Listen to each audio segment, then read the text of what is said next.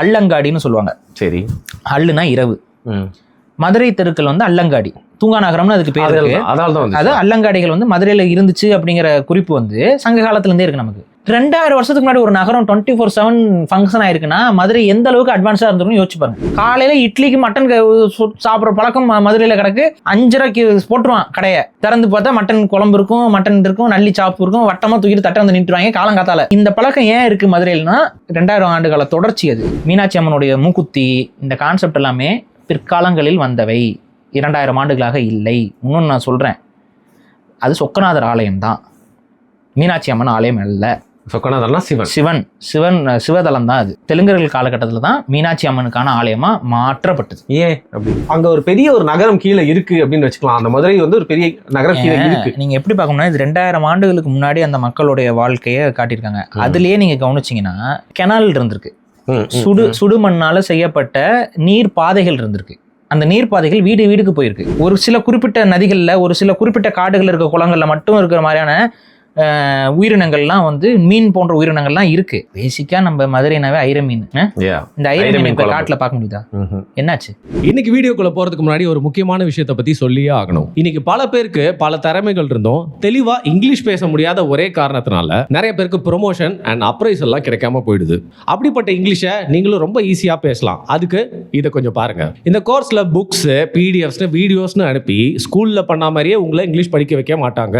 ஏன்னா இப்ப நம்ம மார்க்ஸ் இங்கிலீஷ் கத்துக்கல, தெளிவா பேசுறதுக்காக இங்கிலீஷ் கத்துக்கிறோம். அதுக்கு நீங்க தினமும் பேசி பயிற்சி பண்றது ரொம்ப முக்கியம். ஏன்னா பேசி பயிற்சி பண்ணாம இங்கிலீஷை திறன்பட கத்துக்கவே முடியாது. சோ நீங்க பேசி இங்கிலீஷ் கத்துக்கிறதுக்காகவே எக்ஸாக்ட்டா உருவாக்கப்பட்ட கோர்ஸ் தான் சூப்பர்னோவா ஏஐ. இதுல 1000க்கும் அதிகமான இங்கிலீஷ் ஆக்டிவிட்டிஸ் இருக்கு. இன்டர்வியூ, மேனேஜர் கால்ஸ் மாதிரி ரியல் லைஃப் சிச்சுவேஷன்ஸ்ல உங்களை ஸ்டெப் பை ஸ்டெப் பேச வச்சு பிராக்டிஸ் கொடுப்பாங்க. தினமும் கன்சிஸ்டன்ட்டா இதுல பேசி பழகும் போது ஆட்டோமேட்டிக்கா உங்களோட ஃப்ளூயன்சி பில்ட் ஆகும். சோ நீங்க 30 நாள் கன்சிஸ்டன்ட்டா பிராக்டிஸ் பண்ணி பாத்தீங்கன்னா 31வது நாள் உங்களோட இங்கிலீஷ்ல நிச்சயமா இம்ப்ரூவ்மெண்ட்டை நீங்க நோட் பண்ணுவீங்க. அவ்வளவு எஃபெக்டிவா இருக்கும். அண்ட் கோர்ஸ்ல உங்களுக்கு சப்போர்ட் பண்றதுக்காகவே ஒரு ஹேபிட் மென்டாரையும் ப்ரொவைட் பண்றாங்க. இனி ChatGPT, யூடியூப், இன்ஸ்டாகிராம்னு வேடிக்கை பார்த்து கத்துக்கிறேன்னு உங்களோட டைமை வேஸ்ட் பண்ணாதீங்க. சூப்பர்னோவா ஏஐ மூலமா பிராக்டிகலா பேசி இங்கிலீஷை கத்துக்கோங்க. சோ டிஸ்கிரிப்ஷன்ல இருக்க லிங்கை கிளிக் பண்ணி 75% ஆஃபரோட இந்த சூப்பர்னோவா ஏஐ கோர்ஸ்ல உடனே ஜாயின் பண்ணுங்க. சோ ஸ்மார்ட்டா இங்கிலீஷை கத்துக்கோங்க.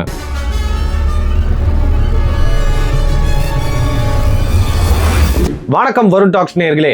நம்மளுடைய தலைநகரம் இன்னைக்கு சென்னையா இருக்கலாம். ஆனா ஒரு காலகட்டத்தில் வந்து பாத்தீங்கன்னா பல விஷயங்கள் தமிழர் வரலாற்றில் நடந்ததுல சில ஊர்களுக்கு வந்து பாத்தீங்கன்னா பெரும் பெருமை இருக்கு. அதுல வந்து மதுரை, தஞ்சை இப்படின்னு பல ஊர்ல சொல்லிட்டு போயிடலாம். பட் முதல்ல நம்மளுக்கு மைண்ட்ல வர்றது எப்பவுமே வந்து மதுரை தான். மதுரையை பத்தி பேசுறதுக்கு ஏராளமான விஷயம் இருக்கு. இன்னைக்கு நீங்க எடுத்தீங்கனால இன்னைக்கு இருக்க மதுரையை பத்தி அவ்வளவு விஷயங்கள் பேசலாம். பட் ஹிஸ்டாரிக்கலா ஏன்ஷியன்ட் டைம்ஸ்ல இருந்தே வந்து மதுரை குறித்து வந்து நம்மளுக்கு நிறைய விஷயங்கள் தெரிஞ்சுக்கிறதுக்கு எப்பவுமே ஒரு ஆவல் இருந்திருக்கு. அப்படிங்கறதுனால பாரியின் பார்வையில் அதை தெரிஞ்சுக்கலாம் அப்படிங்கிறத ஒரு தலைப்பா இன்னைக்கு தேர்ந்தெடுத்திருக்கேன். வணக்கம். வணக்கம். மதுரையில் கண்டிப்பாக நிறைய வாட்டி வந்து போயிருப்பீங்க. பட் அங்கே இப்போ எனக்கு தஞ்சாவூர் போகும்போதெல்லாம் ஒரு மாதிரி ஒரு ஃபீலிங் வந்துடும். அதில் நான் அந்த சரபோஜி மகால்லாம் வந்து போயிட்டு இருக்கும் போதெல்லாம் பார்த்தேன்னா அங்கே இதான் மன்னர் பரம்பரை அப்படின்னாங்க. ஆஹா, ராஜராஜ சோழனோட வாரிசா இது, ஏன் சரபோஜி மன்னருங்க அப்படின்னோட அப்புறம் அந்த ஃபீலிங் பட்டுன்னு போயிடுச்சு. பட் அந்த பெரிய கோயிலுக்கு போனோன்னா திருப்பியும் அந்த நம்ம முன்னோர்கள் எல்லாம் இங்கே வந்து போயிருப்பாங்களே, ராஜராஜன் காட்டின அந்த மாதிரி வந்து மதுரைக்கு போகும்போதும் ஒரு தனி ஃபீலிங் இருக்கும்ல. உங்களுக்கு பொறுத்த வரைக்கும் மதுரைனா என்ன அப்படின்னு சொல்லுங்க. மதுரை வந்து தமிழர்களுடைய பாரம்பரியத்தில் மிக முக்கிய பாரம்பரியம் கொண்ட ஒரு நகரம். சங்க காலம் தொட்டே வந்து மதுரை நகரம் வந்து இருக்குது. அதில் எனக்கு மதுரைக்கு போகும்போதே அது என்னதான் ஒரு சிட்டி மாறி இருந்தாலும் அது எனக்கு எப்பவுமே வந்து அது ஒரு சிட்டியாக என் கண்ணில் பட்டதே இல்லை. அது வந்து ஒரு 13ஆம் நூற்றாண்டு 12ஆம் நூற்றாண்டுக்கு போகிற ஒரு ஃபீலை வந்து அந்த மக்களுடைய மொழி வந்து நமக்கு கொடுத்துரும். அவங்க பேசக்கூடிய மதுரையில் தான் செந்தமிழ் வழக்கு இருந்தது. இப்போவும் அதிகமாக நம்ம பயன்படுத்தப்படாத சில சங்ககால சொல்லாடல் வார்த்தைகள் எல்லாமே மதுரை மக்கள்கிட்ட ரொம்ப இருக்கும். பையவா அப்படிம்பாங்க, இந்த மாதிரி நிறைய இருக்கும். அப்போ அதை வந்து ரொம்ப இயல்பாக அவங்க பேசும்போது அதை கேட்கறதுக்கு வந்து ஒரு மாதிரி ஒரு சின்ன டைம் ட்ராவல் பண்ண ஒரு ஃபீல் வந்து எனக்கு மதுரைக்கு எப்போ மதுரைக்கு நான் போனாலும் ஒரு குட்டி டைம் ட்ராவல் பண்ண மாதிரி தெரியும். அங்கே இருக்கக்கூடிய சாப்பாடு சாப்பிட்றதா இருக்கட்டும், அது வந்து மதுரையில் இருக்கக்கூடிய இது வந்து பார்த்திங்கன்னா ஃபியூசனாக இருக்கும்.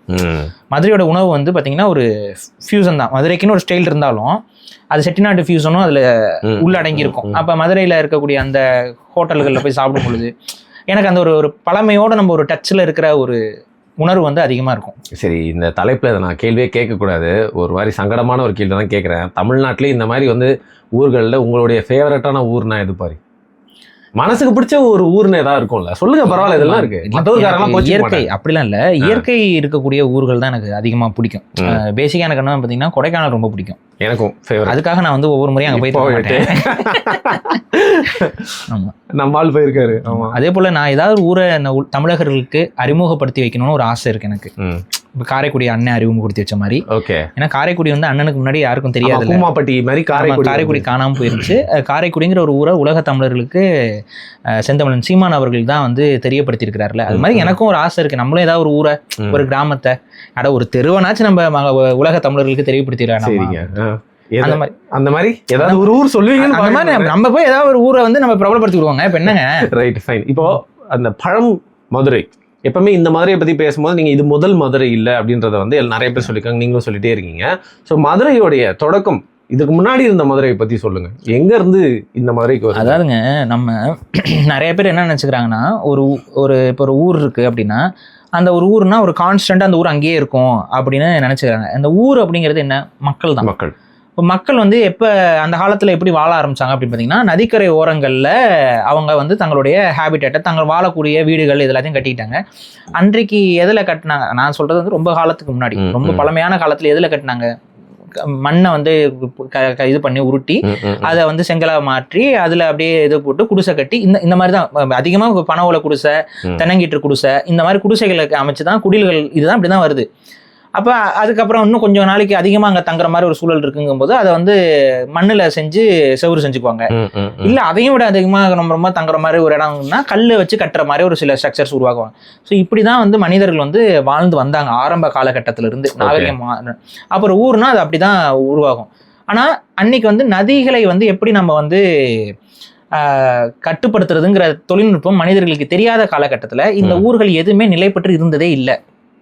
ஏன்னா நதிகளை வந்து உங்களால தடுக்க முடியுங்கிறது தெரியல அப்படின்னா நதி வந்து ஒவ்வொரு இடமும் மாறி வரும். கொஞ்சம் அதிகமாக வெள்ளம் வந்துச்சுன்னா ஊருக்குள்ள மாறிடும். அப்போ ஊருக்குள்ள வரும்போது ஊருக்குள்ள வரும்போது மக்கள் எப்படி அங்கே வாழ முடியும்? அப்போ மக்கள் வந்து அங்கே மேட்டு பகுதிக்கு நகர்ந்து போயிடுவாங்க.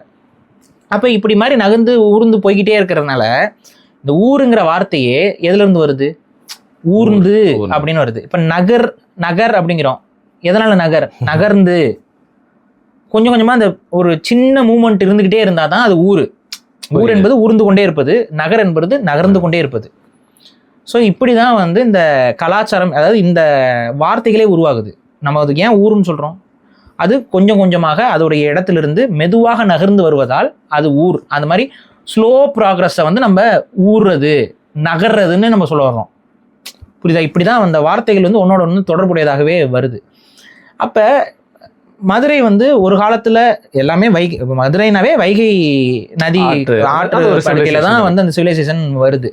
அப்ப இதுல அது கொஞ்சம் மேல கீழே கொஞ்சம் உள்ள தள்ளி இந்த மாதிரி வந்து அந்த ஷிஃப்ட் வந்து நடந்துகிட்டே இருந்திருக்கு காலத்துக்கு. அது மாதிரி ஒரு 3 மேஜர் ஷிஃப்ட் வந்து அறிவியல் ரீதியாகவே நமக்கு கிடைக்கக்கூடிய தொழில் சார்ந்த ஆய்வுகள் மூலமாக அந்த மக்கள் ஒரு காலத்துல இங்க இருந்தாங்க, அந்த மக்கள் ஒரு காலத்துல இங்க இருந்தாங்க, அந்த மக்கள் ஒரு காலத்துல அங்க இருந்தாங்கன்னு சொல்லி மதுரை வந்து ஒரு 3 முறை நகர்ந்திருக்கிறது.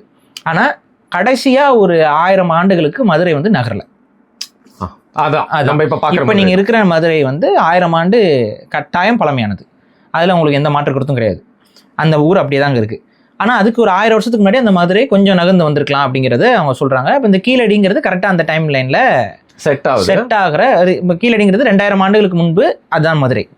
2000 ஆண்டுகளுக்கு முன்பு அதை கரெக்டா சங்ககால மதுரைங்கிறது வந்து கீழடி தான். அது கீழடிங்கிறது மதுரைக்கு பக்கத்துல தான் இருக்கு. ஸோ இப்படி தான் அது வந்து கிராஜுவலாக நகர்ந்து வந்திருக்குங்கிறத நமக்கு புரியலாம். இப்போ இந்த மதுரை வந்து நீங்கள் 2000 ஆண்டுனே சொல்லலாம். ஓகே, 2000 ஆண்டுகளா இந்த மதுரை தான் ஆல்மோஸ்ட் இதுதான். Nearing that. ஆமாம். இப்போ இந்த கீழடி போய் நான் பார்த்துருக்கேன், பார்த்துருக்கீங்களா தெரியல. பார்க்குறப்ப மதுரையுடைய கடைவீதிகள், மதுரையுடைய நகர் கட்டமைப்புங்கிறதெல்லாம் 1000 ஆண்டு பழமையானது. இப்போ நம்ம பார்க்கறதும் இப்போ இருக்கிறது அப்படியே இருக்குது 1000 வருஷமா. நீங்கள் வெளிப்படையாக சொன்னோம்னா இப்போ வரும்னு இருக்கீங்க, 1000 வருஷத்துக்கு முன்னாடி உங்களை டைம் ட்ராவல் பண்ணி விட்டா மதுரையில எந்த தெரு எந்த இடம்னு உங்களால் சொல்ல முடியும். இந்த இடம் தானே அப்படி மாறி இருக்குன்னு அப்படியே டைரக்டா மாறும். ஓகே, பிரதிபலிச்சு ஈஸியா சொல்லலாம். அப்படியே நீங்க வந்து பார்க்க முடியும். அந்த குளம், அந்த குளத்துல இருந்து போற பாதைகள், இது கோயில் இதெல்லாம் 1000 வருஷமா அப்படியே தான் கிடக்கு. என் ஃப்ரெண்டு ஒருத்தர் யூடியூபர் சிவகங்கைக்காரரு, அவர் என்ன தெரியுமா சொல்லுவாரு, ப்ரோ மதுரையை பொறுத்த வரைக்கும் சிட்டிலாம் இல்லை, அது ஒரு பெரிய கிராமம் அப்படின்னு. அந்த அந்த அந்த பழக்க வழக்கம் அவ்வாறு தான் இருக்கும், அந்த மக்கள் அவ்வாறு தான் பழகுவாங்க. ஒரு சிட்டி மாதிரியான ஒரு ஃபீல் வந்து மதுரை என்னைக்குமே கொடுக்காது. அது வந்து ஒரு க்ளோஸர் இருக்கும் அந்த அந்த ஊருக்குள்ள.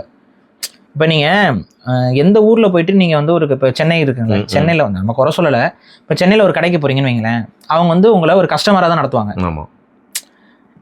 இந்த ஒரு பிஹேவியர் வந்து நீங்கள் மதுரைக்கு போகும்போது அது இருக்காது. மதுரைக்கு நீங்கள் போனீங்க அப்படின்னா அங்கே அவங்களோட அந்த உபசரிப்பு இல்லை அவங்களோட கவனிப்புங்கிறது வந்து ஏதோ நம்ம ரொம்ப வருஷமாக அவங்களோட பழகின ஒரு ஃபீலை வந்து நமக்கு கொடுப்பாங்க. அப்புறம் நீங்கள் ஒரு ஒரு ஒரு ஹோட்டலில் நம்ம இந்த பழக்கத்தை வச்சு தான் சொல்கிறோம். அந்த ஹோட்டலில் போகும்போது அந்த வெயிட்டர்கள் நடந்து கொள்வது இருக்குல்ல, அவங்களுடைய அந்த பழக்க வழக்கங்கள், அவங்களுடைய அந்த வே ஆஃப் அப்ரோச்சு, இதுவே வந்து பார்த்தீங்கன்னா உங்களுக்கு ஒரு மாதிரி ஒரு இன்னொரு ஒரு கிளாசிக்கல் சிவிலைசேஷன் ஃபீல் வரும். நிஜமாவே 2 இட்லி எக்ஸ்ட்ரா சாப்பிடணும் போல இருக்குங்க. ஆமாம் ஆமாம். வந்துட்டு அது வந்து பெண்கள்லாம் அங்கே இருந்து உபசரிக்கிற இடத்துலலாம் இருந்தாங்கன்னா இன்னுமே நமக்கு ரொம்ப ஒரு மாதிரி பாசப்பிணைப்பே வந்துடும். இப்போ 100 இட்லி சாப்பிடேன்ப்பா அப்படிம்பாங்க. அவங்களுக்கு சாப்பிட வைக்கணுங்கிறதுங்க இல்லை, இப்போ இன்னும் வளர்ற பையன் சாப்பிடுப்பா. வந்துட்டு சின்ன குழந்தைலாம் இருந்தால் அந்த அவங்க அந்த குழந்தைங்களுக்கு பரிமாறும் போது பாரு இப்போ பொம்மை இட்லி போட்டு தரவா, இந்த மாதிரிலாம் பேசுவாங்க. இதெல்லாம் வந்து எந்த கடையிலையும் நீங்கள் பார்க்க முடியாது. இங்கே இருக்க ஒரு கடையில் போய் கேட்டிங்கன்னா, ஏண்டா இன்னும் சட்னி எங்க, ஏண்டா இது இட்லிக்கு சட்னின்னு சொன்னால் நம்ம அந்த மாதிரி இருக்கும். இங்கே இருக்கவங்க அப்படி தான் அவள் எடுத்து வச்சு சாப்பிட்றா அப்படின்ட்டு போவாங்க. ஆனால் அங்கே அப்படி இருக்காது. நீங்கள் வந்து ஏதாவது சொன்னீங்கனாலும் அவங்க அது அந்த வே ஆஃப் அப்ரோச் வந்து ஒரு மாதிரி உங்களுக்கு சொல்கிறேன்ல, ஒரு மாதிரி மனசுக்கு பிடிச்சிருக்கும். நிஜமாவே அதை நான் ஃபீல் பண்ணியிருக்கேன். ஃபர்ஸ்ட் வாடி போனது வந்து, ஆனால் அதே சமயத்தில் நீங்கள் ஓவராக வாய் கொடுத்தீங்கனாலும் அதுக்கு தகுந்த மாதிரி தான் இருக்கும். அது மதுரைக்கு அந்த அதாவது மதுரை சாப்பாடுகளில் காரம் இருக்கிற அதே தன்மை மக்கள்கிட்டையும் காரம் இருக்கும். நீங்கள் அங்கே வந்து மரியாதை இல்லாமலாம் நடத்துனீங்க, அந்த மக்களை வந்து ஒரு மாதிரி அவங்களுடைய தன்மானத்திற்கு இலக்கு வேறு மாதிரி ஏதாவது பேசுனீங்க போனீங்கன்னா அதோடைய ரியாக்ஷனும் வேற மாதிரி இருக்கும். சென்னையில் யூஸ் பண்ணுற ஒரு வார்த்தை, ஆமாம், நீங்கள் சென்னையில் ஆட்டோக்காரங்களாம் சொல்கிற மாதிரி மதுரையில் நீங்கள் பண்ணீங்க அப்படின்னா முடிச்சு விட்ருவாங்க. ஸோ இதெல்லாம் வந்து தெரிஞ்சுக்கிட்டு போங்க. மதுரைக்கு போகிறதா இருந்தால் சும்மா என்ன வேணாலும் பேசலாம், எப்படி வேணாலும் பேசலாம், அங்கே போயிட்டு திமிருத்தனமாக நடந்துக்கலாம்லாம் இருந்தால் அது மதுரை வந்து கொஞ்சம் வெட்டி விட்டுரும். ஸோ பேசிக்கலாக வந்து நம்ம பாண்டியர்கள் வச்சு தான் மதுரையை இது பண்ண முடியும். ஸோ கீழடிக்கு நீங்கள் போயிருக்கீங்களா தெரியல, நான் பார்த்துருக்கேன். இப்போ வரைக்கும் எக்ஸ்கவேட் பண்ணதை வச்சு பார்த்தா அங்கே ஒரு பெரிய நாகரிகம் இருந்தது அப்படின்னு சொல்லிட்டு நம்மளுக்கு நிறைய பேர் அங்கே இருக்க ஆய்வாளர்கள் எல்லாருமே சொல்கிறது மூலியமாக தெரிஞ்சுக்கலாமே தவிர்த்து ஒரு நம்பிக்கை இதை பார்த்தா வராது. ஸோ இப்போ எக்ஸ்கவேட் பண்ணியிருக்கிறது அப்படிங்கிறது ஏதோ ஒரு சின்ன ஒரு பர்சன்ட் தான் இல்லை, அங்கே ஒரு பெரிய ஒரு நகரம் கீழே இருக்கு அப்படின்னு வச்சுக்கலாம். அந்த மதுரை வந்து ஒரு பெரிய நகரம் கீழே இருக்கு. நீங்கள் எப்படி பார்க்கணும்னா இது 2000 ஆண்டுகளுக்கு முன்னாடி அந்த மக்களுடைய வாழ்க்கையை காட்டியிருக்காங்க. அதுலேயே நீங்கள் கவனிச்சிங்கன்னா இப்போ அதில் வந்து கெனால் இருந்திருக்கு, சுடுமண்ணால் செய்யப்பட்ட நீர் பாதைகள் இருந்திருக்கு. அந்த நீர் பாதைகள் வீடுக்கு போயிருக்கு. பேசிக்கா என்னன்னா பைப் கனெக்ஷன் வச்சிருந்துருக்கான். இப்போ நீங்க பைப் கனெக்ஷன்லாம் வந்து எப்ப கண்டுபிடிச்சாங்க? இரும்புல பைப்பை போட்டு இதில் பண்ணி துருப்பிடிச்சு நம்ம சொல்லுவாங்க, ரோமன்ஸ் எல்லாம் சொல்லிட்டு இருப்பாங்க. இங்க தமிழர்கள் கிட்ட வந்து பாத்தீங்கன்னா மண் இருக்குல்ல, மண் ஓடுகளை பயன்படுத்தி நம்ம வந்து பாதைகள் அமைச்சு வீட்டுக்கு தண்ணி வசதி இருந்திருக்கு. வீட்டுக்கு தண்ணி வந்திருக்கு.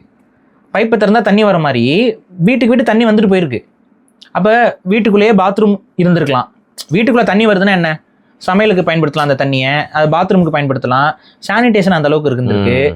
அங்கே வந்து பார்த்தீங்கன்னா டேங்க்ஸ் பயன்படுத்தியிருக்கோம். தண்ணியை சேமித்து வைக்கிற டேங்குகள் வந்து நம்ம பயன்படுத்தியிருக்கிறோம். அது வந்து அது இருக்கும். அந்த இதுலேயே பார்த்தீங்கன்னா பானையாக வரிசைக்காக வச்ச மாதிரி ஒரு ஸ்ட்ரக்சர் இருக்குல்ல, அது வந்து அது கிணறுன்னு சொல்லியிருப்பாங்க. அது ஆமாம், அது ஒரு சேவிங் கிணறு மாதிரி, தண்ணியை வந்து சுத்தமாக வச்சுக்கிற ஒரு கிணறு மாதிரி வச்சுருக்கிறாங்க.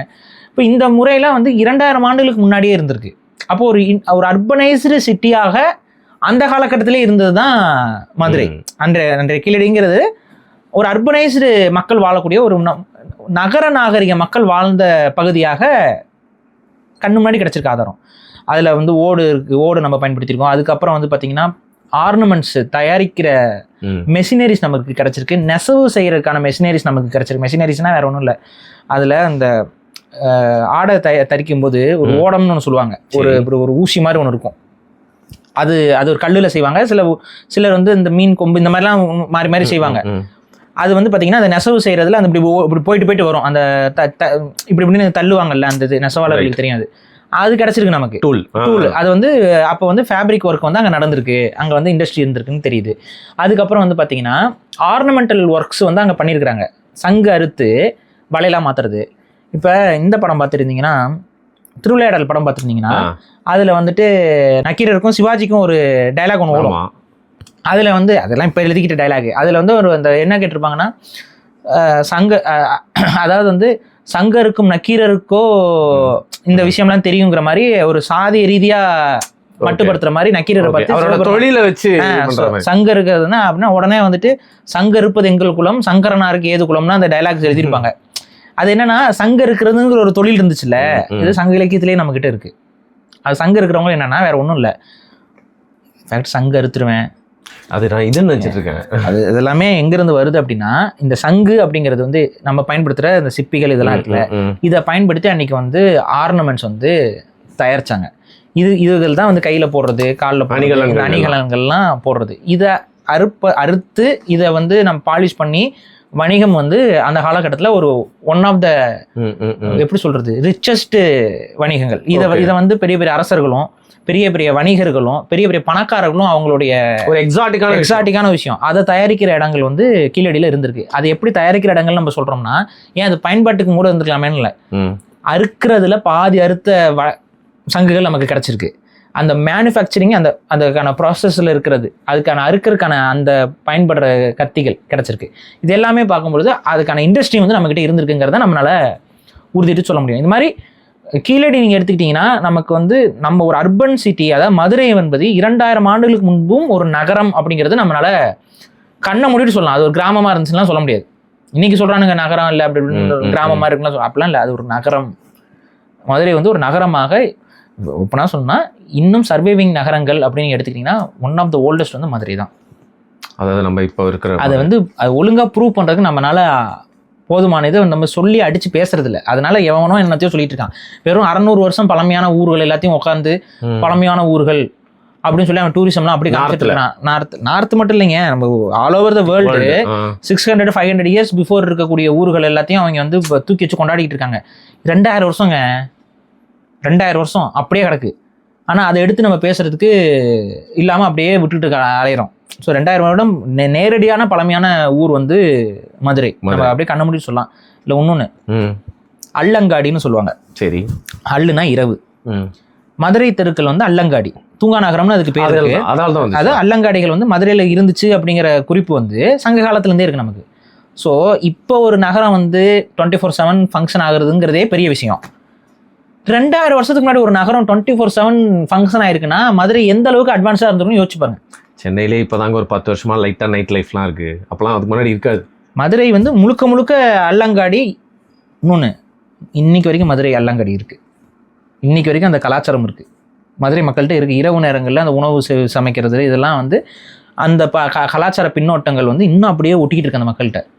அதனால நீங்கள் இப்போ மதுரைக்கு நீங்கள் நட்டம் ராத்திரி போங்க, இயங்கிக்கிட்டு இருக்கும். இப்போ வரைக்கும் இன்னைக்கு வரைக்கும் அது தூங்கா நகரம் தான்.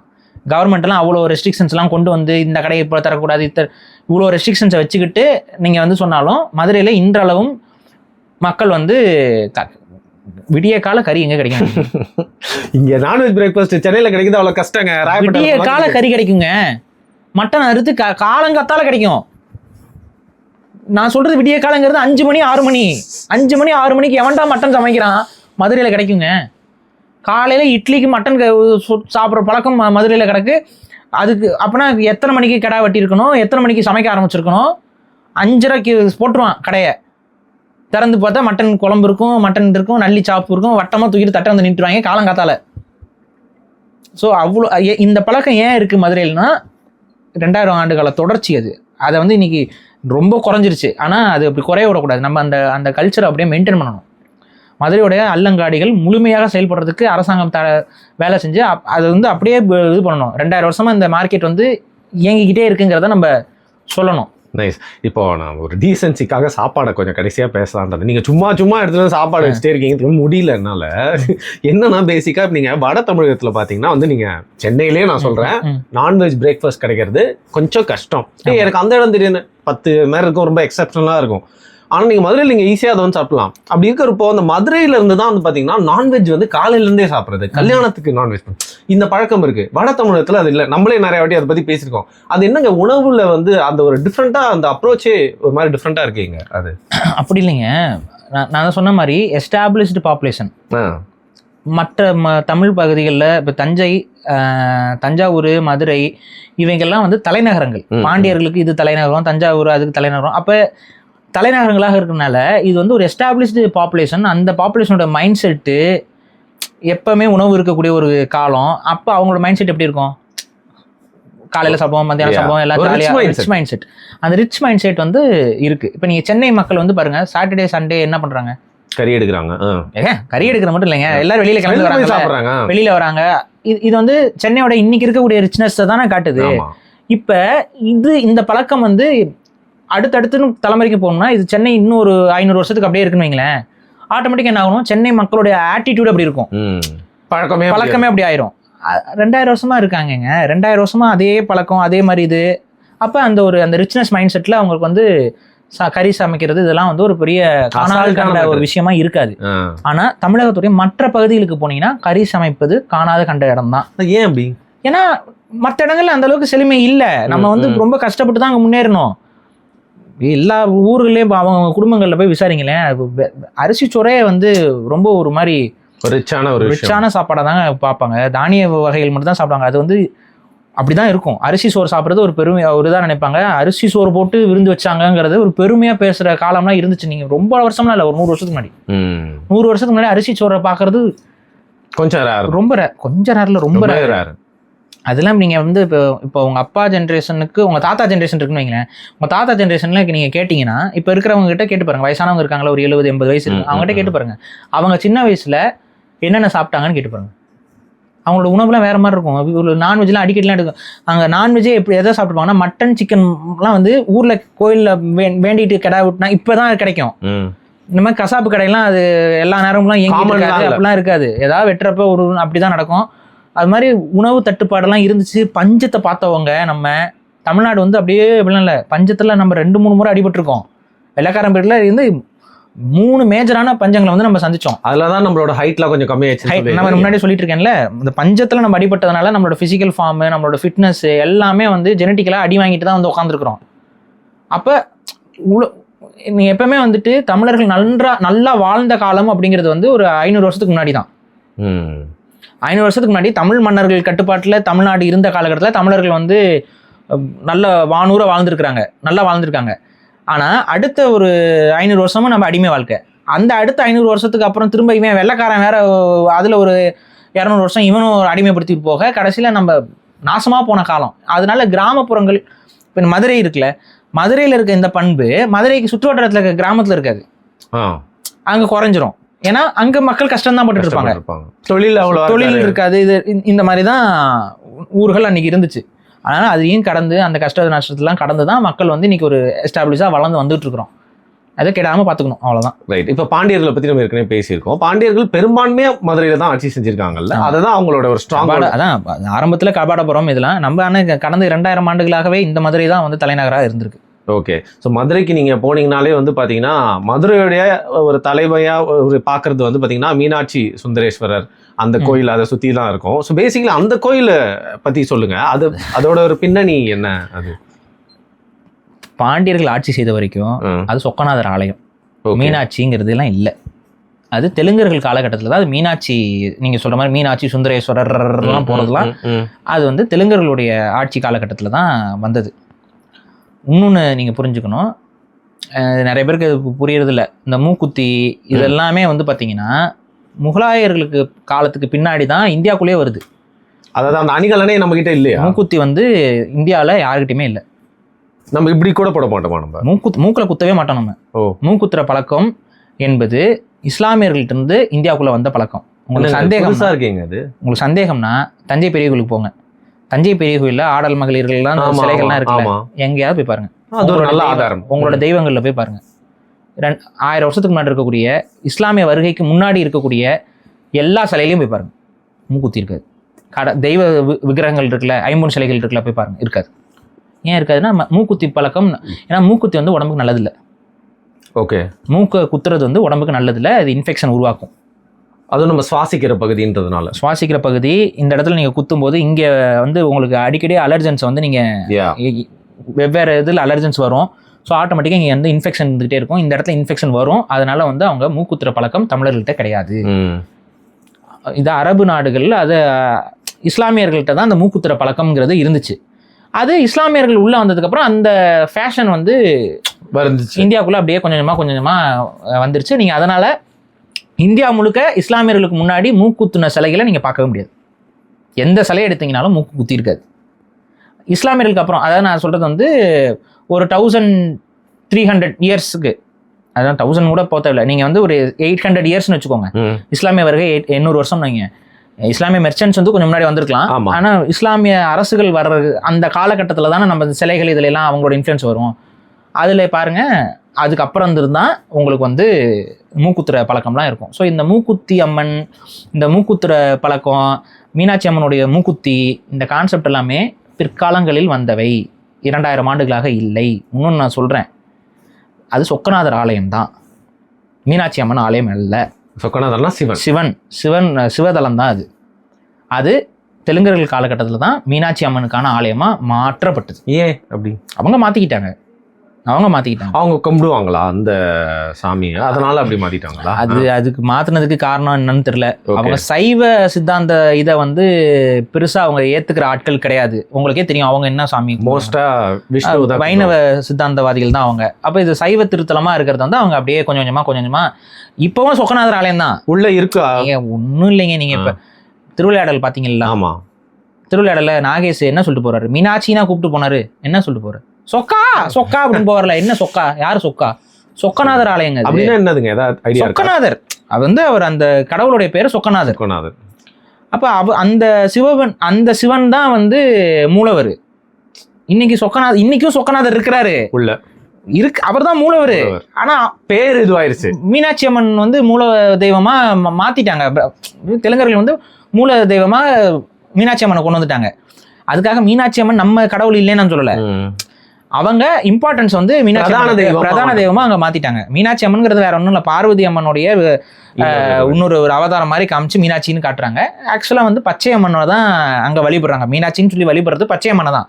அந்த பச்சையம்மன் உள்ள இருந்திருக்கலாம் அந்த தெய்வமா, ஆனா அது ஆக்சுவலா வந்து சிவனுக்கான தலம். அந்த சிவதலத்தை தெலுங்கர்கள் வந்ததுக்கு அப்புறம் கொஞ்சம் சில ஆல்ட்ரேஷன்ஸ் பண்ணி அவங்களுக்கு தகுந்த மாதிரி மாத்திக்கிட்டாங்க. ஸோ மெயின் அந்த கருவூலம்லாம் வந்து பார்த்தீங்கன்னா பாண்டியர்கள் கட்டுறாங்க. பின்னால வந்து கொஞ்சம் காம்ப்ளெக்ஸ் வந்து மாற்றி கட்டினது. ஓகே, ஆனால் அந்த மதுரையோட அந்த டிசைனே அந்த கோயில் வந்து ஒரு தீர்மானிச்சிச்சு அப்படின்னு கூட சொல்லலாம் இல்லையா? அதாவதுங்க, அந்த கோயில் தான் அந்த ஊருக்கு நடுவில் இருந்த கோயில், அதோட தெப்பக்குளம் அந்த ஊருக்கு நடுவில் இருந்துச்சு. இதெல்லாம் யாரும் மாற்றலை, இதெல்லாம் அப்படியே தான் இந்த பாண்டியர்கள் காலகட்டத்தில் அப்படியே தான் இருந்துச்சு. தெலுங்கர்கள் வந்ததுக்கப்புறம் அவங்க என்ன பண்ணாங்கன்னா, அந்த ஆயிரங்கால் மண்டபம் கட்டுறது, இந்த மாதிரி இன்னும் கொஞ்சம் அந்த கோயிலுக்கு வந்து இந்த பெரிய பெரிய வேலைகளை செஞ்சு அப்படியே இது பண்ணாங்க. ஆனால் அதுக்கு முன்னாடி இது பேசிக்காக பாண்டியர்கள் கட்டினதுக்கப்புறம் இவங்க வந்து அந்த கோயிலை இன்னும் கொஞ்சம் ரெனோவேஷன் ஒர்க்கை பண்ணுறாங்க. அப்போ அவங்களுக்கு தகுந்த மாதிரி அவங்களோட ஆர்கிடெக்சரையும் கொண்டு வந்து போட்டு பண்ணுறாங்க. இதுதான் நடந்திருக்கு. ஓகே, ஸோ பேசிக்கலி இப்போ கோயிங் பேக், பின்னால வந்து பார்த்தீங்கன்னா அந்த மெல்டிங் பாட்னு சொல்லுவாங்க. கல்ச்சரி ஒரு இடத்துல வந்து நீங்கள் கூட உணவை பற்றி சொல்கிறப்ப நிறையா விதமான ஆட்கள்லாம் ஒரு இடத்துல வர்றாங்க அப்படின்னா அங்கே வந்து பார்த்தீங்கன்னா நிறைய விதமான உணவும் வந்துடும். அது வந்து உணவில் ரொம்ப ஈஸியாக நம்ம வந்து பார்த்துடலாம். அப்படி இருக்கிறப்ப பின்னால் பாண்டியர்களோட வீழ்ச்சிக்கு அப்புறமா மதுரையில் யார் யாரெல்லாம் வந்தால் என்னென்ன மாற்றங்கள்லாம் ஏற்படுது? நீங்கள் கூட அந்த மதுரை மீட்ட சுந்தரபாண்டியன் கதை சொல்லியிருப்பீங்க. சகோதரருக்குள்ள ஒரு பெரிய யுத்தம், அதுதான் பாண்டியர்களோட கடைசி வீழ்ச்சி. அதற்கப்புறம் மதுரை வந்து என்னென்னவா மாறுது? ஏன்னா அது வரைக்கும் தமிழர்களுடைய மூவேந்தர்களும் முக்கியமான மூவேந்தரோட ஒரு தலைநகரமாக இருக்கு. சங்கம் வளர்த்த இடம், சங்க பாடல்களை குறிப்பிடப்பட்ட இடம், தமிழருக்கு முக்கியமான ஒரு நகரம். அதற்கப்புறம் என்னென்ன மாற்றங்கள்லாம் நிகழ்த்தாங்க? அதுக்கு அடுத்து வந்து என்னென்னா, இஸ்லாமிய ஆட்சி வந்து ரொம்ப நாளைக்கு நடக்கலை. இஸ்லாமிய ஆட்சி 40 ஆண்டுகள் தான் வந்து சுல்தான்களோட ஆட்சி நடக்குதுங்க. அந்த 40 ஆண்டுகளில் வந்து கஷ்டகாலம் தான். உங்களுக்கே தெரியும், இஸ்லாமிய ஆட்சி வந்து நடக்கும் பொழுது அங்கே முழுக்க வந்து தமிழர்கள் அங்கே விரட்டடிக்கப்பட்டாங்க, அவங்களுடைய கோயில்கள் சூறையாடப்பட்டது. இந்த என்னென்ன கூத்தெல்லாம் நடக்கக்கூடாது அத்தனை கூத்தும் அங்கே வந்து இஸ்லாமிய ஆட்சி காலகட்டத்தில் நடந்துச்சு. இதில் என்ன ஆகுதுன்னு பார்த்தீங்கன்னா, நம்ம திரும்ப மதுரையை மீட்டு இந்த இஸ்லாமியர்கள் எல்லாம் விரட்டி விட்டு ஆட்சியெல்லாம் பிடிச்சதுக்கு அப்புறம் திரும்ப அந்த தெலுங்கர்கள்கிட்ட லாக் ஆகிட்டோம். ஸோ தெலுங்கர்களுடைய ஆட்சி வந்து நடக்க ஆரம்பிக்குது. ஸோ தெலுங்கர்கள் ஆட்சி காலகட்டத்தில் அவங்க என்ன பண்ணுறாங்கன்னு பார்த்தீங்கன்னா, இந்த இஸ்லாமியர்களுடைய டேமேஜ்லாம் நாங்கள் சரி செய்கிறோங்கிற மாதிரி போட்டு அவங்களுக்கு தகுந்த மாதிரி. ஸோ பேசிக்காக என்ன நடக்குதுன்னு உங்களுக்கு புரியுதில்ல, அவங்க வந்து அவங்களுக்கு தகுந்த மாதிரி அதை எடுத்துகிட்டு போயிட்டாங்க. ஸோ இதில் கல்ச்சுரலாக வந்து நிறையா இன்ஃப்ளூயன்ஸ் வந்து தமிழர்கள் ஃபேஸ் பண்ணியிருக்காங்க மதுரையில் குறிப்பாக. ஆனால் அதையும் கடந்து தான் இப்போ நம்ம இருக்கிறோம். இப்போ இதில் ஒரு மேஜரான இன்ஃபர்மேஷன் என்ன அப்படின்னு பார்த்தீங்கன்னா, அது வந்து நம்மளுடைய அந்த மதுரையோட பாப்புலேஷன்லேயே நிறைய மாற்றங்களை ஏற்படுத்தியிருக்கு. எந்த மாதிரி? இஸ்லாமியர்களோட ஆட்சி காலகட்டத்தில் வரும் காலகட்டத்தில் ஒரு இஸ்லாமிய பாப்புலேஷனோட ஆரிஜின் வந்து கொஞ்சம் அந்த பகுதியில் அதிகரிச்சுது. அது கன்வர்ஷன் பாப்புலேஷன் தான் இருந்தாங்க. தோத்தவங்க இது பண்ணவங்க அவங்கெல்லாம் வந்துட்டு போயிட்டாங்க. இதை நான் டீட்டெயிலாக முன்னாடி ஒரு வீடியோ சொல்லியிருப்பேன். அதாவது இஸ்லாத்தை பொறுத்த வரைக்கும், தமிழ் இஸ்லாத்தை பொறுத்த வரைக்கும், தமிழர்கள் இஸ்லாத்துக்கு மாலிக் கஃபூர் படையெடுத்து வரதுக்கு முன்னாடியே ஒரு பாப்புலேஷன் இருந்துச்சு தமிழ்நாட்டில். அதை வந்து மாலிக் கஃபூரே வந்து பார்க்கும்பொழுதே அவனே வியம்பா பார்த்தாங்கிறதெல்லாம் குறிப்பெல்லாம் அவங்களே எழுதி வச்சிருக்காங்க. பாண்டியர்கள் படையில இஸ்லாமியர்கள் இருந்திருக்காங்க, ராவுத்தர்கள் குறிப்பா இருந்திருக்காங்க. அப்ப இந்த மாதிரி ராவுத்தர்கள்லாம் வந்துட்டு இருந்திருக்காங்க. அதுக்கப்புறம் வந்து இவங்கெல்லாம் சேர்ந்து தான் திரும்ப ராவுத்தர்கள், அப்புறம் இவங்க பாண்டிய படைகள்லாம் சேர்ந்து தான் திரும்ப இஸ்லாமிய படைகள் எல்லாம் விரட்டி விட்டு அதில் வெற்றியும் கண்டு திரும்ப பாண்டிய நாட்டு ஆட்சி நடக்குது. அதுக்கப்புறம் திரும்ப இந்த தெலுங்கர்கள் இவங்களோட படையெடுப்புக்கு அப்புறம் வந்து அப்படியே கொஞ்சம் கொஞ்சமாக நம்ம காலியாகிறோம். இதுதான் நடந்தது. இதுக்கப்புறம் தெலுங்கர்கள் வந்துட்டாங்க. தெலுங்கர்கள் வந்ததுக்கப்புறம் அவங்க என்ன பண்ணுறாங்கன்னா, அவங்க வந்து சட்டை போடணும்ல, அவங்க ராஜ அலங்காரம்லாம் செய்யணும்ல. இங்கே இருக்கக்கூடிய நெசவாளர்கள் வந்து இவங்களுக்கு செஞ்சு கொடுக்க மாட்டேங்கிறாங்க. ப்ரொடெஸ்ட் பண்ணுறாங்க, ரெசிஸ்ட் பண்ணுறாங்க. அவங்க வந்து அதாவது என்னன்னா, அதில் என்ன சொல்லப்படுது அப்படின்னா, எனக்கு நீங்கள் ஆர்டர் செய்கிறீங்க, எனக்கு நீ ஆர்டர் செஞ்சீங்கன்னா மக்களுக்கு ஆர்டர் செய்யக்கூடாது. இல்லை எனக்கும் நீ தான் தைப்ப, அவருக்கும் அவங்க தான் தைப்பாங்கன்னா அது எங்களுக்கு ஒத்து வராது. Prestige issue. புரியுதா? நீ உங்ககிட்டே இந்த நான் ட்ரெஸ் வாங்கிட்டுலாம் இருக்க முடியாது. ஏதாவது ஒரு முடிவு எடுங்கிறாங்க. நான் எங்கள் மக்களுக்கு எப்படி நாங்கள் பண்ணாமல் இருக்க முடியும்னு சொல்லிட்டு நம்ம தமிழ் நெசவாளர்கள் வந்து நமக்கு தையல் தைச்சிக்கிட்டே இருக்கிறாங்க. இவங்க வந்து ஒத்து வரல. இவங்க என்ன பண்ணுறாங்க, இவங்க இந்த நெசவாளர்களை வந்து காலி பண்ணணும், இந்த பிஸ்னஸை ஒழிக்கிறதுக்கு என்ன பண்ணுறாங்க, வடக்குல இருந்து ராஜஸ்தான், குஜராத் இந்த பகுதியிலிருந்து சௌராஷ்டிர நெசவாளர்களை கொண்டு வந்து குடியமர்த்தாங்க. அவங்க உள்ள வராங்க. ஆமாம், சௌராஷ்டிர பாப்புலேஷன் வந்தது தெலுங்கர்கள் பீரியடில் தான். அவங்க வந்து வேலை செய்யறதுக்காக தெலுங்கு அரசர்கள் வந்து கூட்டு வந்து குடியமர்த்துறாங்க. அப்புறம் அவங்களுக்கு அந்த சட்டை தச்சு போடுறது, இது பண்ணுறது, இதெல்லாம் வந்து இந்த சௌராஷ்டிர மக்கள் தான் பண்ணிக்கிட்டு இருக்காங்க. ஸோ இந்த மாதிரி வந்து ஒவ்வொருத்தவங்க ஆட்சி காலத்திலும் நிறைய பேர் உள்ளே கொண்டு வந்து இது பண்ணும்போது அதோட இந்த மதுரையோடைய பாப்புலேஷன்லாம் கொஞ்சம் கொஞ்சம் ஆல்டர் ஆச்சு. அதுக்கப்புறம் இன்னொன்று கொடுமை என்னன்னா, மதுரை, தஞ்சை மாதிரியான பகுதிகள் வந்து விவசாய பூமி. இந்த விவசாய பூமி தான் டெல்டா ரீஜன்ஸ். இந்த டெல்டா பகுதிகள் எல்லாத்தையுமே வந்துட்டு படையெடுத்து வந்தவங்க கைப்பற்றி எடுத்துக்கிட்டாங்க. ஸோ அது இல்லாமல் தமிழர்கள் அந்த விவசாய நிலங்கள்லேருந்து அப்புறப்படுத்தப்பட்டாங்க. அதோடைய விளைவு தான் இன்னைக்கு வரைக்குமே அந்த டெல்டா பகுதிகளில் இருக்கக்கூடிய அதிகப்படியான விவசாயிகள் தமிழர்களே கிடையாது. அப்படியா? அதாவது நில உடைமையாளர்கள், லேண்ட் ஓனர்ஸ் வந்து தமிழர்கள் இருக்க மாட்டாங்க. இதுதான் உண்மை. நீங்கள் எடுத்து பார்த்தீங்கன்னா தெரியும். இது மதுரைக்கும் பொருந்தும், தஞ்சைக்கும் பொருந்தும், எல்லாத்துக்கும் பொருந்தும். எங்கெங்கெல்லாம் தேனி கம்பத்துக்கும் பொருந்தும். எங்கெங்கெல்லாம் விவசாயம் வந்து ரொம்ப ஸ்ட்ராங்காக இருக்கோ அங்கெல்லாம் வந்து நில உடைமையாளர்கள் யாருன்னு பார்த்தீங்கன்னா தமிழர் அல்லாதவர்களாக இருப்பாங்க. எங்கெல்லாம் வந்து விவசாயம் வந்து ரொம்ப டல்லாக இருக்கோ அங்கெல்லாம் நில உடைமையாளர்கள் யாருன்னு பார்த்தா தமிழர்களாக இருப்பாங்க. ஏன்னா நம்ம கிட்ட இருந்த நிலத்தை இவன் பிடிங்கிட்டு நம்மளெல்லாம் விரட்டி விட்டான். நம்ம போய் என்ன பண்ணிட்டோம், வேற வழி இல்லாமல் காட்டை திரும்ப அந்த இடங்கள்ல வந்து நதியே இருக்காதாங்க. நதியே இல்லாத இடங்கள்ல நம்ம ஏரி பாசனம், வானத்தை பார்த்து நம்ம விவசாயம் பண்ணிட்டு உட்காந்துருக்கோம். இதுதான் ஹிஸ்ட்ரி. நீங்கள் எடுத்து இதுக்கு இருக்கக்கூடிய மக்கள் அவங்களோட சொத்து எப்படி போயிருக்கு வந்திருக்கு. அதுக்கப்புறம் சில ஜமீன்தார்கள் வந்து காசை கரியாக்கி லேண்டை விற்கும் போது யாராவது நம்ம ஆளு போய் வாங்கினது இப்படி தான் இருக்கும். இந்த மூலத்தில் பார்த்தீங்கன்னா தெரிஞ்சிடும் யாரோட நிலத்தை யார் வாங்கியிருக்காங்க. ஓகே, இப்படி வந்து கையை விட்டு போய் திருப்பியும் திரும்ப அப்படி சுற்றி வந்ததும் இருக்குது. அந்த மாதிரி போய் வாங்கினவங்க சில குடும்பங்கள் கொஞ்சம் கஷ்டப்பட்டு சேமித்து இது பண்ணி அது மூலமாக வாங்கி திரும்ப அந்த பகுதிகளிலே நில உடைமையாளர்களாக மாறியிருப்பாங்க. சிலர் வந்து என்னென்னா அந்த பணக்காரங்களுக்கு விசுவாசமாக இருந்திருப்பாங்க. சில பேர் அவங்களுக்கு இந்த நிலம் வச்சுக்கோ அப்படின்னு சொல்லி கொடுத்துருப்பாங்க. அது அந்த இதெல்லாம் பட்டயங்கள் இருக்கும், அவங்ககிட்டே இருக்கும். இந்த ஜமீன் கொடுத்தாரு, அந்த ஜமீன் கொடுத்தாருன்னு சில பட்டயங்கள் இருக்கும். அவங்களுக்கு விசுவாசமாக இருக்கும்போது அவங்களும் எல்லாரும் கொடுக்குறது தானே, அவங்க விசுவாசமா இருக்கும்போது இந்தாப்பா சன்மானமா வச்சுக்கோன்னு சொல்லி கொடுப்பாங்க. அந்த மாதிரி பட்டயங்கள் வாங்கின ஃபேமிலிஸும் அவங்க அங்கே லேண்ட் வச்சிருப்பாங்க. மற்றபடி நம்ம எல்லாத்தையும் விரட்டி விட்டுட்டு தான் அங்கே வந்து செட்டில் ஆனது. அது மெயினாக விரட்டிட்டுனா எல்லாரையும் இல்லை, நில உடைமையாளர்கள் விரட்டி விட்டாங்க. நிலம் வச்சிருக்கு, அதாவது விவசாயிகளாக இருந்தவங்க அங்கே தான் இருப்பாங்க, அங்கே வேளாண் தொழில் செய்தவர்கள் அங்கே தான் இருப்பாங்க. ஆனால் நில உடைமையாளர்கள் இருப்பாங்கள்ல, முதலாளிகள், அவங்கள வந்து ஓகே அவங்க தான் சண்டை போடுவாங்க, அவங்க தான் அரச பதவிகள் இருந்திருப்பாங்க. இப்போ அவங்களுக்கு ஆட்டோமேட்டிக்காக நாடு கடத்துறது தானே. ஸோ இப்போ நம்ம தமிழ்நாட்டை பொறுத்த வரைக்கும் பார்த்தீங்கன்னா காவிரி எப்படி வந்து குடகுலேருந்து வருதோ, இப்போ இந்த மற்ற நதிகள்லாம் வந்து பார்த்தீங்கன்னா மோஸ்ட்டாக நம்மளோட வெஸ்டர்ன் காட்ஸில் அது வந்து கிராஸ்லேண்ட்ஸாக இருக்கும். மழை பெய்யும் இல்லை வந்து பனி பெய்யும், அது அப்படியே உறிஞ்சு வச்சுட்டு சொட்டாக இறக்கி நம்மளுக்கு வந்து நதியாக கொடுக்கும். இப்போ வைகை வந்து பார்த்தீங்கன்னா அப்பேற்பட்ட ஒரு நதியாக இருக்கிறப்போ வைகையை வச்சுதான் இந்த நாகரிகமே ஊரு எல்லாமே உருவாகுது. ஆனா இன்னைக்கு வைகையோட நிலைமை நீங்க பாத்தீங்கன்னா வைகை வெறும் ரோடு மாதிரி தான் இருக்கு. ஸோ இப்படியே போனா நிறைய நகரங்கள் நீங்க ஆயிரம் இன்னும் நான் சொல்றேங்க அழிஞ்சிருச்சுங்க ஆல்ரெடி. அதுதான் கேட்க ஊர் நதிகள்லாம் உயிரோடு இருக்குன்னா நீங்க நினைக்காதீங்க. இப்ப எல்லாம் வடிகால்கள் தான், நதிகள் இல்ல. நதிகள்னா என்ன? உயிரோட்டத்தோட இருக்கணும். முதல்ல இருக்கா? இல்ல. மீன்கள் இருக்கா? பெரும்பாலான மீன்கள் இல்ல. அதாவது எனக்குலாம் நினைக்கும் போது எவ்வளவு வருத்தமாகும்னா, சில வகை மீன்கள்லாம் ஒரு நதியில மட்டும்தான் வாழும். உலகத்திலேயே அந்த ஒரு குறிப்பிட்ட நதியில மட்டும்தான் அந்த ஒரு இனமே இருக்கும், தனித்துவமானது. அந்த மாதிரி இனங்கள்லாம் தமிழ்நாட்டில் இருக்குங்க. ஒரு சில குறிப்பிட்ட நதிகளில், ஒரு சில குறிப்பிட்ட காடுகளில் இருக்க குளங்களில் மட்டும் இருக்கிற மாதிரியான உயிரினங்கள்லாம் வந்து மீன் போன்ற உயிரினங்கள்லாம் இருக்குது. இப்போ வைகை இருக்குல்ல, இன்னும் வைகையில் வந்து பேசிக்காக நம்ம மதுரைனாவே ஐர மீன். இந்த ஐர மீன் இப்போ காட்டில் பார்க்க முடியுதா? என்னாச்சு? நதி ஓட்டம் இருந்தால் தான் ஐர மீன் வாழும். நதியே ஓடாத இடத்துல ஐர மீன் எங்கே போய் வாழும்? அப்படியே அழிஞ்சுக்கிட்டே போதா? இன்னும் கொஞ்ச நாள் ஐர மீன் இருக்காது. இப்போ இருக்கிறதே என்ன பண்ணுறாங்க, எல்லாம் பிடிச்சி குழம்பு வச்சுக்கிட்டு தான் இருக்காங்க. கடைசியில் என்ன ஆகும்? அப்போ நதி முழுசாக அழிஞ்சிக்கிட்டு இருக்கோம்.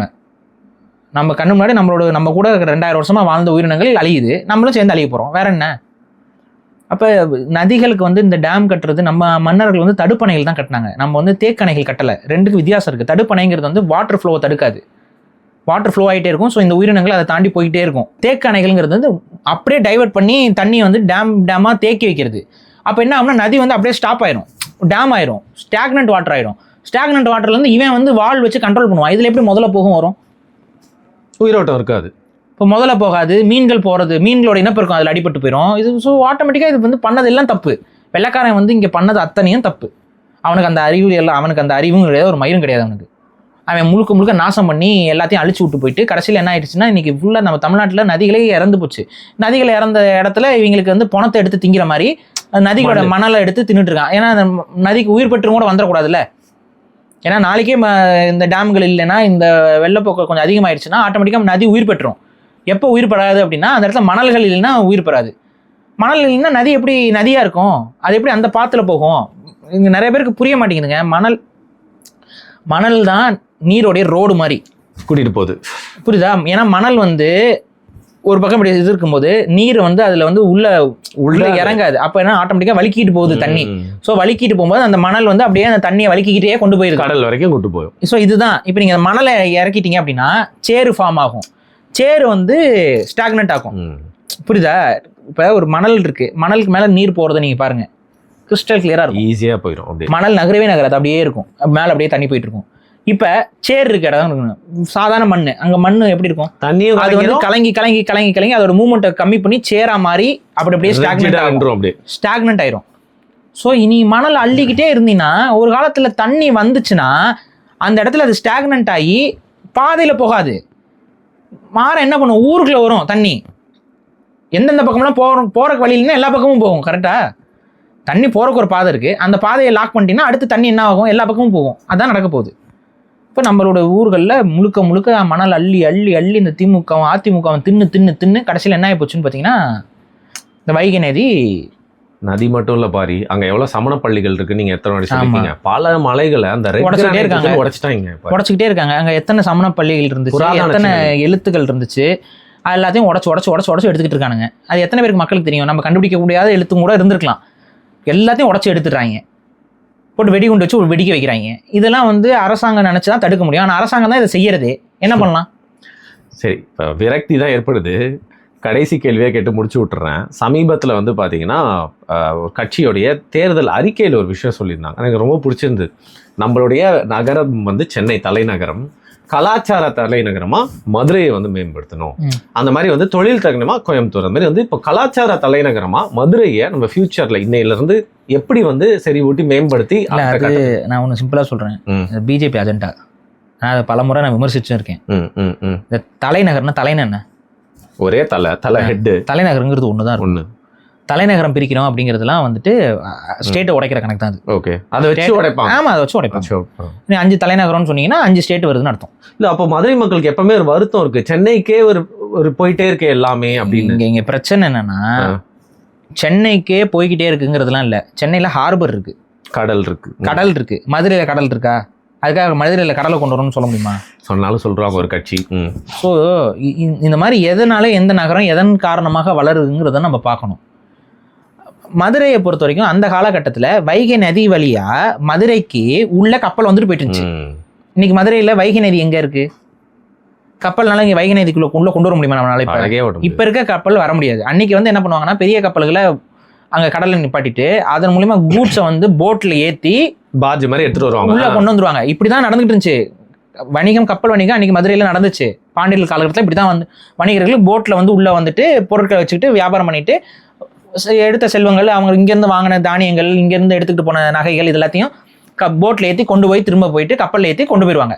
சில சின்ன கப்பல்கள்லாம் உள்ளே வந்துடலாம், நதி எதிர் திசையிலே வந்துடும். இப்படி தான் வந்து அன்னைக்கு வியாபாரம் நடந்துட்டு இருந்துச்சு. ஆனால் இன்னைக்கு அந்த மாதிரி நடக்குமா? அப்போ ஹார்பர் இருக்கிற நகரங்கள் வந்து இன்னைக்கு வந்து வளரும். இதை வந்து யாராலும் மறுக்க முடியாது. சென்னையில் ஹார்பர் இருக்குது, வளருது. சிம்பிள், அவ்வளோதாங்க. சென்னையில் தான் எல்லா பொருளும் வந்து இறங்குது. அப்போ ஆட்டோமேட்டிக்காக இங்கே தான் கம்மி ரேட்டில் கிடைக்கும். இங்கேருந்து அடுத்த ஒரு இடத்துக்கு ஷிஃப்ட் ஆகும்போது இங்கேருந்து தான் போதுங்கும்போது ஸோ தலைநகர் சென்னைங்கிறதுலாம் வந்து குறைபாடெல்லாம் நம்ம யாரும் பார்க்க வேண்டிய அவசியம் இல்லை. இதுவே தப்பு. இப்போ உங்கள் உடம்புல உங்களுக்கு பிடித்த பாகம் எது? என்னங்க எப்படி கேட்குறீங்க? நீங்கள் என்ன சொல்லுவீங்க? எனக்கு என் கண்ணு தாங்க பிடிக்கும், அதுதான் பொண்ணுங்களை பார்க்குதும்பீங்க. என்னாலேயே பார்க்க முடியாத கண்ணு எனக்கு எப்படிங்க பிடிக்கும்? ஸோ உங்கள் உடம்புல இருக்க எல்லா பாகமும் உங்களுடைய பாகங்கள். அதே போல் தமிழ் தேசத்தில் இருக்கக்கூடிய எல்லா ஊர்களும் உங்களுக்கான ஊர்கள். இங்கே நான் மதுரைக்காரன், நான் சென்னைக்காரங்கிற அந்த உளவியல் எல்லாம் இருக்கக்கூடாது. முதல்ல அப்படி இருந்துச்சுன்னா உடச்சுட்டு போயிடுவான், ஈஸியாக உடச்சிடலாம். இப்போ அந்த உளவியலில் தானே பாண்டிச்சேரி இன்னைக்கு மாட்டிக்கு நிற்கிது. பாண்டிச்சேரி இன்னைக்கு ஏன் தமிழ்நாட்டில் இல்லை? ஏன் தமிழ்நாட்டில் இல்லை? பாண்டிச்சேரிக்காரங்களுக்கு தமிழ்நாட்டோட வாங்கன்னு சொன்னால் அவங்க என்ன சொல்லுவாங்க? ஐயோ நாங்கள் எப்படியே இருந்துக்கிறோம். ஏன் நீங்களும் தமிழர் நானும் தமிழர், நம்மெல்லாம் சேர்ந்து ஒரு நாடாக இருப்போம்னு சொன்னால் ஏன் இங்கே வேணாங்குது? ஏன்னா நடுவில் வேற ஒருத்தன் வந்து அதை பிரித்து தனியாக ஆண்டுட்டானா. ஃப்ரெஞ்சுக்காரன் வந்து ஆண்டுட்டான், இது ஃபுல்லாக பிரிட்டிஷ்காரன் ஆண்டுட்டான், எங்களை ஃப்ரெஞ்சுக்காரன் ஆண்டுட்டான். அதனால நாங்கள் வேற பண்ணிட்டாங்களா? இப்போ ஒட்டுதா? பிஜேபிக்காரன் ஆண்டுட்டு இருக்கோம் இப்போ. இல்லை நான் என்ன கேட்குறேன், இப்போ பாண்டிச்சேரிக்காரங்க தமிழ்நாட்டுக்காரங்களை ஏதோ வெளியூர்காரன் மாதிரி பார்க்குறானா இல்லையா? இதுதான் பிரச்சனை.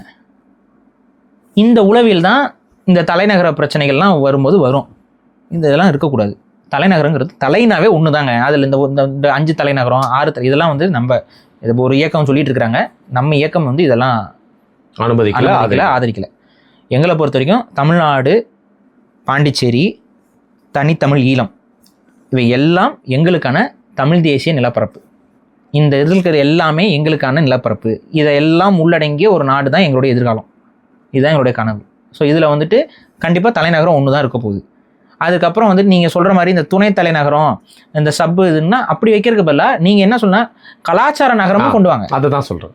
நீங்கள் என்ன சொல்லுங்கள், கலாச்சார தலைநகரம்னு ஏன் கொண்டு வரீங்க? அப்போ சென்னையில் கலாச்சாரம் இருக்காதா? சென்னைக்கு ஒரு கலாச்சாரம் இருக்குல்ல. ஆமாம். அப்போ அதை விட்டுடலாமா? அப்படிலாம் இல்லை. இங்கே நீங்கள் கலாச்சார நகரமாக மதுரை வந்து நிர்மாணிக்கப்படணும். ஆனால் இந்த தலைநகரம்னு இந்த அஞ்சா உடைப்பேன்னா இது எதுக்கு? இது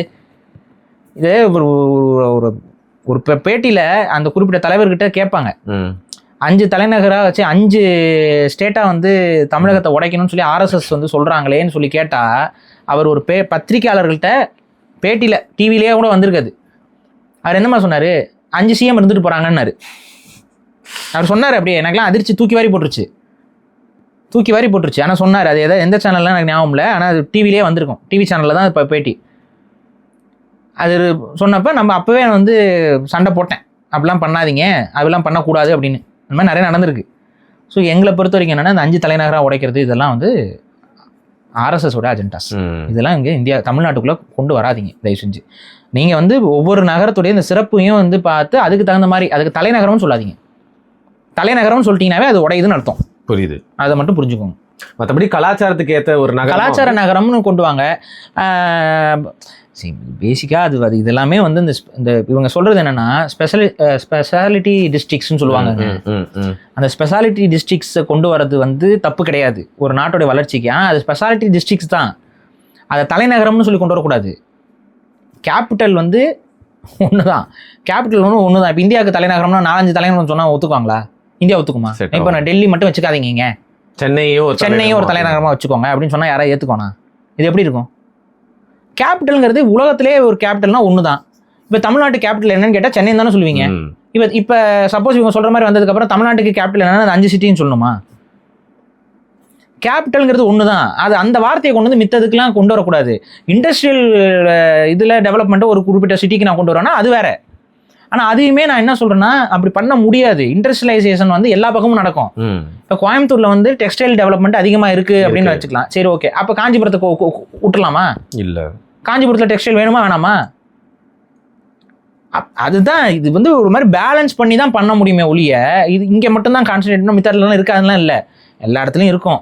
அதில் ஒரு ஸ்பெஷாலிட்டி வேணாலும் சொல்லலாமே ஒழிய அதுக்கு தலைநகரம்லாம் சொல்கிறதுல எனக்கு உடன்படல. சரி, ஓகே. ஒரு கலாச்சார ரீதியாக வந்து மதுரையை வந்து முன்னேற்றணும். அது மட்டும் இல்லாமல் வந்து பார்த்தீங்கன்னா என்னதான் சொன்னாலும் தமிழ்நாட்டில் எங்கே போய் உணவு சாப்பிட்டாலும் வந்து பார்த்தீங்கன்னா என்னை பொறுத்த வரைக்கும் ஃபுட் டூரிசத்துக்கு வந்து காரைக்குடி அண்ட் மதுரை வந்து ஒரு ஈஸியான ஒரு இது ஃபுட் டூரிசம் வந்து டெவலப் பண்ணணும்.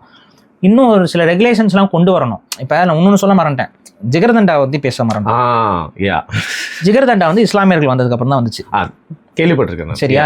ஜிகர்தண்டா வந்து இஸ்லாமிய மன்னர்கள் வந்த காலகட்டத்தில் அவங்க டெல்லியில் சாப்பிட்ற ஒரு பழக்கம் அவங்களுக்கு இருக்குது. டெல்லியில் அவங்க என்ன பண்ணுவாங்கன்னா அந்த ஐஸ் கட்டி இருக்குல்ல, அந்த ஐஸ் கட்டி எங்கேருந்து எடுத்துகிட்டு வருவாங்கன்னு பார்த்தீங்கன்னா அந்த டெல்லிக்கு இன்னும் கொஞ்சம் மேலே தாண்டி போனீங்கன்னா ஒரு 2 நாள் 3 நாள் ட்ராவல் பண்ணி போனீங்கன்னா அந்த ஹிமாச்சலோடைய அந்த அடிப்பகுதிகள்லாம் வந்துடும்.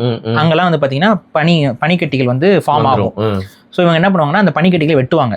இந்த பனிக்கட்டிகளை வெட்டிட்டு வரதே ஒரு தொழிலாகவும் இருந்துச்சு. வெள்ளைக்காரன் காலங்கட்ட வரைக்கும் அது இருந்துச்சு. பனிக்கட்டிகளை வெட்டி மரப்பெட்டிகளில் போட்டு மரத்தூள் இருக்குல்ல, மரத்துகள்கள்லாம் போட்டு ஃபுல்லாக இது பண்ணி அந்த பனி உருகாத மாதிரி கொண்டு வருவாங்க. அப்படி அந்த உருகாமல் கொண்டு வர பனியை வந்து இந்த அரசர்கள் மாதிரியான ரொம்ப வசதியானவங்களுக்கு இந்த ஃபலூடா இதெல்லாம் இருக்குல்ல, இதெல்லாம் அங்கேயே உருவாயிடுச்சு. குல்ஃபி ஐஸ் எப்படி வந்துச்சு? இங்கே நார்த்லேருந்து வந்தது தான், இஸ்லாமியர்களோட தான் குல்ஃபி ஐஸ். இன்னைக்கு இந்தியாவில் குல்ஃபி ஐஸ் வந்து நார்த்தில் இஸ்லாமிய மன்னர்கள் வந்து கொண்டு வந்தது தான். அவங்க என்ன பண்ணுவாங்கன்னா இந்த மாதிரி பனிக்கட்டிகளை வந்து கொண்டு வந்துட்டு அதை வந்து பாக்ஸில் வச்சுட்டு அதில் வந்து இந்த டம்ளர் மாதிரி பண்ணி அதுக்குள்ளே அந்த இதை ஊற்றி குல்ஃபியை வந்து தயாரிப்பாங்க. So simple as that. அதை கொண்டு வருவாங்க. அது வந்து ஒரு 2-3 நாளைக்கு வந்து அந்த பனி உருகாது. ஒரு 2-3 நாளைக்கு இப்படி கொண்டு வந்துட்டாங்கன்னா 2-3 நாளைக்கு உருகாது. அப்போ அந்த 2-3 நாளைக்கு அது அதனால் ரொம்ப காஸ்ட்லியான இதெல்லாம் வந்து சாமானிய மக்கள் சாப்பிட்டே இருக்க மாட்டாங்க. அந்த காலத்தில் யார் சாப்பிட்ருப்பாங்கன்னா பெரிய பெரிய வசதியான பணக்காரங்க, அவங்க வீட்டு குழந்தைங்க தான் இதெல்லாம் சாப்பிட்ருக்குங்க அந்த காலத்தில். நான் சொல்கிறது ஒரு 100 வருஷத்துக்கு முன்னாடி. அதுக்கப்புறம் இந்த ரெஃப்ரிஜரேஷனுக்கான டெக்னாலஜிலாம் வளர தான் ஐஸ் கட்டியை ரொம்ப நாளைக்கு தக்க வைக்க முடியுங்கிற ஒரு எல்லாம் வந்ததுக்கப்புறம் தான் சாமானியர்கள் வந்து ஐஸெல்லாம் அதுக்கப்புறம் வர ஆரம்பிக்குது. அதுக்கு முன்னாடி வந்து இல்லை. அப்போ முன்னாடி தூக்கிட்டு தான் வரணும். அங்கேருந்து ஐஸ் கட்டியை தூக்கிட்டு வந்து அதை வந்து பாதுகாத்து வச்சு ஐஸ்கிரீமை கொடுக்க முடியாதுன்னு அந்த ஐஸ் கூல் மாதிரி ஜிகர்தண்டா வந்து இது இந்த இது என்னன்னா இஸ்லாமியர்கள்ட்ட அந்த குல்ஃபி இந்த ஜிகர்தண்டா மாதிரியான அங்கே அந்த ஃபலூடா எல்லாம் சாப்பிட்றாங்கல்ல, அந்த ஃபலூடாவுடைய ஒரு நம்ம உள்ளூர் ஐட்டம் தான் வெர்ஷன் தான் வந்துட்டு ஜிகர்தண்டா. ஸோ ஜிகர்தண்டால இன்னைக்கு ஓப்பனாக பண்ணால் இப்போ அன்னைக்கு ஐஸ்கிரீமை போட்டு தான் பண்ணிட்டு இருக்காங்க நிறைய பேர். ஆனால் ஆக்சுவலாக ஒரிஜினல் ஜிகர்தண்டால ஐஸ்கிரீம்லாம் போட்டு பண்ணக்கூடாது. அந்த குல்ஃபிக்கு வச்சிருக்கக்கூடிய அந்த இதை போடுவாங்க. அது கூட வந்து இந்த கடல் பாசியிலேருந்து எடுக்கக்கூடிய இது, அப்புறம் வந்து பாதாம் பிசினு, இது எல்லாத்தையும் போட்டு குடிச்சா கொஞ்சம் ஜில்னஸ் இருக்கிற மாதிரியான ஒரு ட்ரிங்காக தான் அதை வந்து அப்படி இங்கே பண்ணி நம்ம ஊருக்கு தகுந்த மாதிரி ஒரு மாதிரி அடாப்ட் ஆயிடுச்சு. நைஸ். ஸோ இந்த நேரத்தில் வந்து கடைசியாக மதுரையில் இருக்க ஒரு பெரிய பிரச்சனையை பற்றி சொல்லி முடிக்கணும்னு நினைக்கிறேன். நிறைய பேர் சொல்லக்கூடிய விஷயம், இதுவும் தேர்தல் நேரத்தில் நிறைய விஷயம் சொன்னால், மதுரையில் வந்து பார்த்திங்கன்னா வேஸ்ட் மேனேஜ்மெண்ட் ரொம்ப பேடாக இருக்குது. குப்பை கூலம் வந்து ரொம்ப நிறைந்த நகரமாக மாறிடுச்சுன்னு யார் ஆட்சிக்கு வந்தாலும் வந்து மதுரையை வந்து அதில் வந்து மீட்டெடுத்து வந்து ஒரு க்ளீனான சிட்டியாக மாற்றணும் அப்படிங்கிற நம்பிக்கையோட மிக்க நன்றி பாரு மதுரையை பற்றி பேசுகிறேன். நன்றி. ஸோ நான் ஏற்கனவே சொன்ன மாதிரி கீழே டிஸ்கிரிப்ஷனில் இருக்க இந்த லிங்கை கிளிக் பண்ணி 75% ஆஃபரோட சூப்பர்னோவா AI இங்கிலீஷ் ஸ்பீக்கிங் கோர்ஸில் உடனே ஜாயின் பண்ணுங்கள். இங்கிலீஷை ஸ்மார்ட்டாக கற்றுக்கோங்க.